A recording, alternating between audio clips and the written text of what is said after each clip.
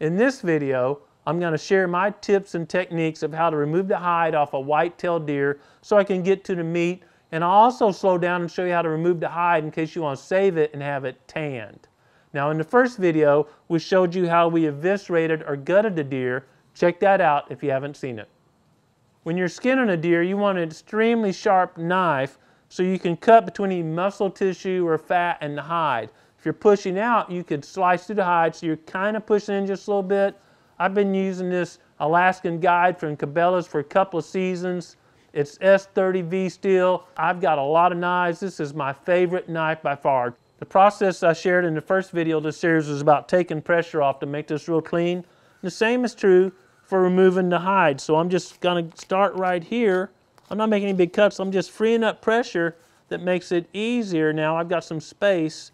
And remember, I'm working blade out to go up this edge. So I'm just make a few, and I'm going right between the fat and the hide.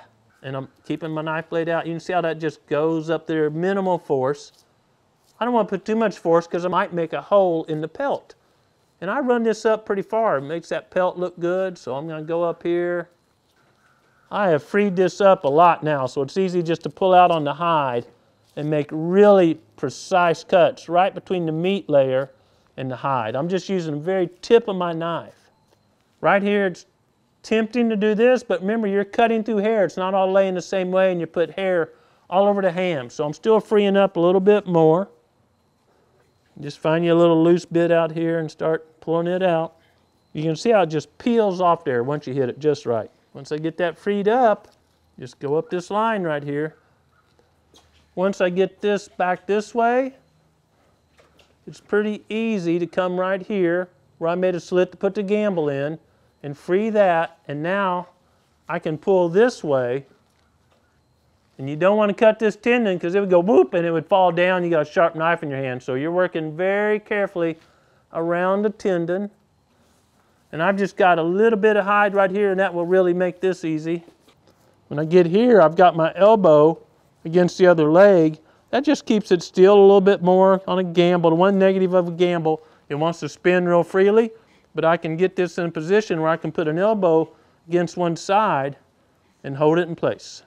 So here I am at the hole where I put the gamble in, and I'm just going to, again, cut out towards me, and that frees that up to about the height I'm going to take it.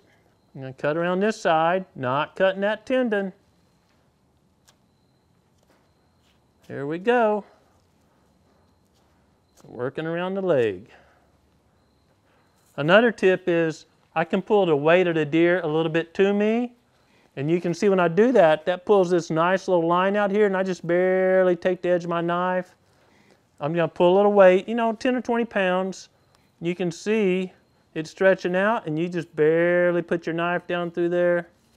It comes to you really easily. And when I do this, when I pull it out, you can see a silver line right here. It's a different color because you're stretching it. Just put the tip of your knife right there, and it just frees up. You're not cutting the meat, you're not cutting the pelt. And now I've tied in to where I was on the other side.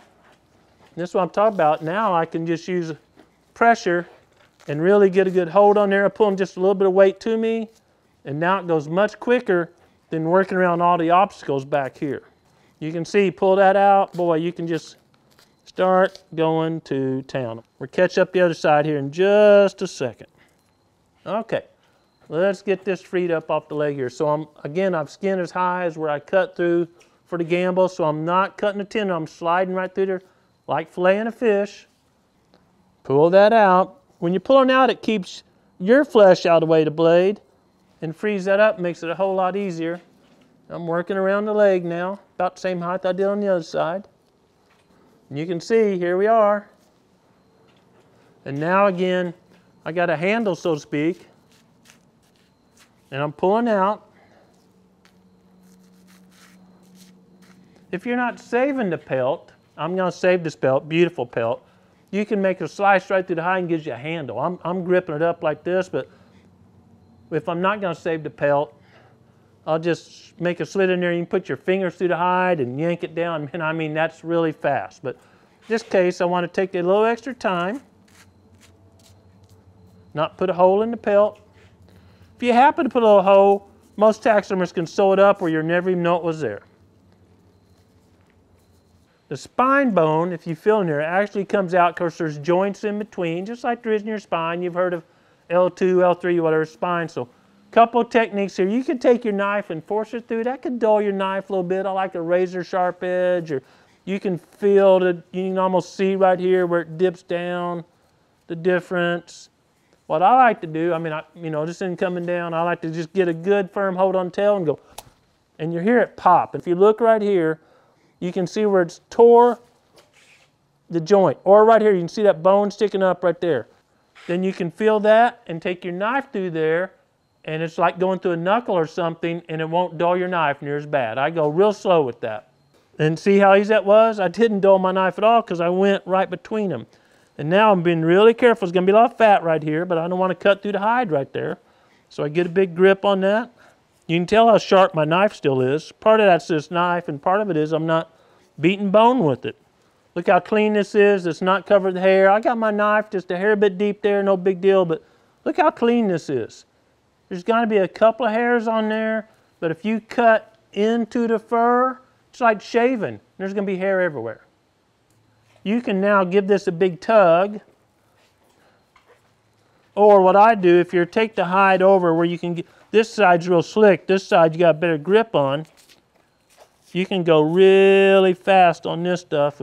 Double your hide over so you can get a better grip, and you can pull. See how that's stretching out when you pull? That's the slow part up there, except for the front legs. Watch this one. I pull it, and then I'll show you also, I freed that up a little bit. So that was one way. You can just trim. You can double this over to get a better grip and do this. And just pull it down. Both ways are effective. It's easy to make a lot of progress quickly.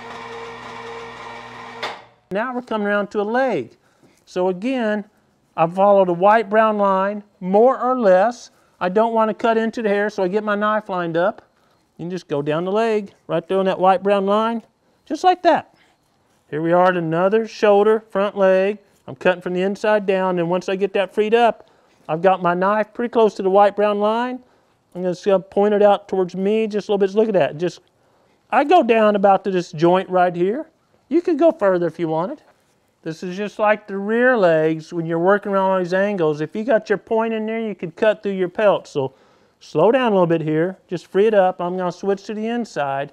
And this part really helps if someone holds that leg out just a little bit. Otherwise, it's hanging down, getting in your way.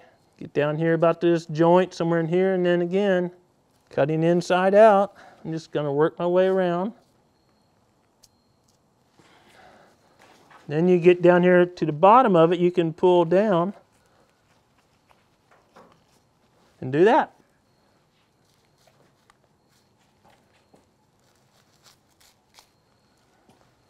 Return to this side, get it rolling too, so then we can really free it off. A hole right through here, I'm just taking the hide down.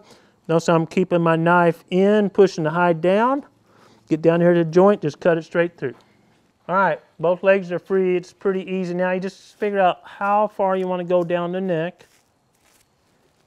This deer was harvested with a firearm, but whether it's a bow or a firearm, this area can be messy, so go a little slower, know what you're cutting. I'm going to free this up where I can pull down on that. I'm going to split the neck part right here.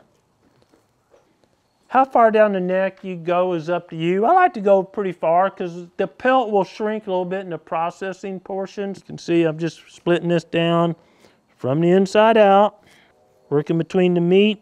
Not going to be a lot of fat on the neck. I'm just an inch or two from the skull. I've gone as far as I want, so now I'm just bringing it around. I'm lifting up, make sure my finger's out of the way. That's always important. You can see the hair falling now. But it's falling away from the deer because I'm cutting inside out. And the taxidermist will clean this all up, make it smooth and even. And that is how I remove the pelt off of a white-tailed deer. There's one more step I want to do before tanning or take it to the taxidermist. I'm going to roll it up, hair side out, fold it up, roll it up, and I can either take it straight to the taxidermist or put it in the freezer and make that trip later. The hide is removed from the deer, and the next step is to remove the meat. I do that in a deboning process, and we'll share that in our next video.